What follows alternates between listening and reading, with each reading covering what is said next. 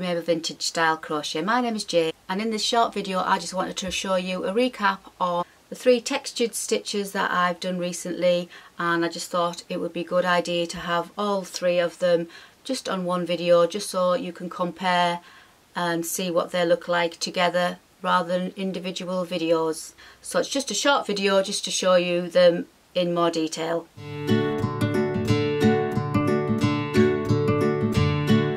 So in this quick video I just wanted to show you the difference between the 3 stitches, the puff stitch, the bobble stitch and the popcorn stitch. So if you're wondering what they look like for your next project and you're not sure which one to choose, I thought at least you can have a look here and you maybe can make a decision from this video. Just so quickly I'll just show you the difference. This is the puff stitch, a lovely textured stitch with a fairly small bobble texture. And moving on from that, this is the bobble stitch, which again is a gorgeous textured stitch, but slightly bigger in the texture there. You can see from the side compared to the puff stitch. So the puff stitch is not as textured, but still lovely.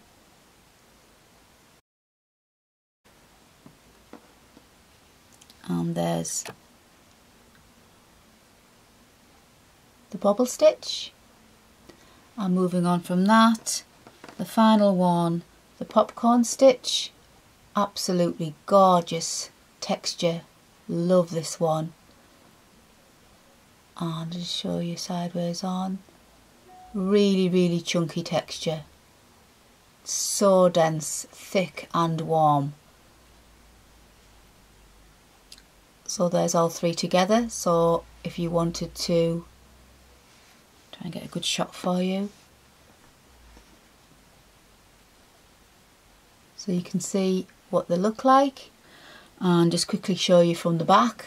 All very similar from the back. Very similar.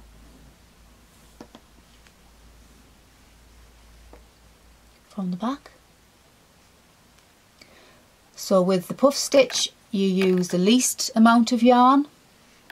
Then moving on to the bobble stitch uses a little bit more yarn, and obviously the popcorn stitch uses the most amount of yarn. So you need to be aware of these things when you are trying to work at your yarn amounts that you need.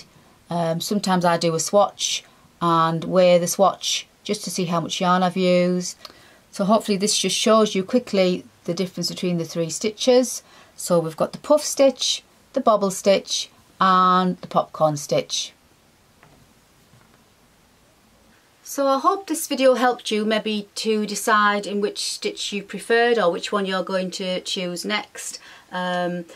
I love all 3 of them. They're all gorgeous textured stitches. Obviously the popcorn stitch takes the most yarn, then down to the bobble stitch, and then the least yarn used would be the puff stitch. But they're all gorgeous in their own right, and I hope you do enjoy doing any of these stitches. If you do get any questions or you're ever stuck on any of these stitches, please just leave me a message in the box below and I will get back to you and I'll try and help. But until the meantime, take care and happy crochet.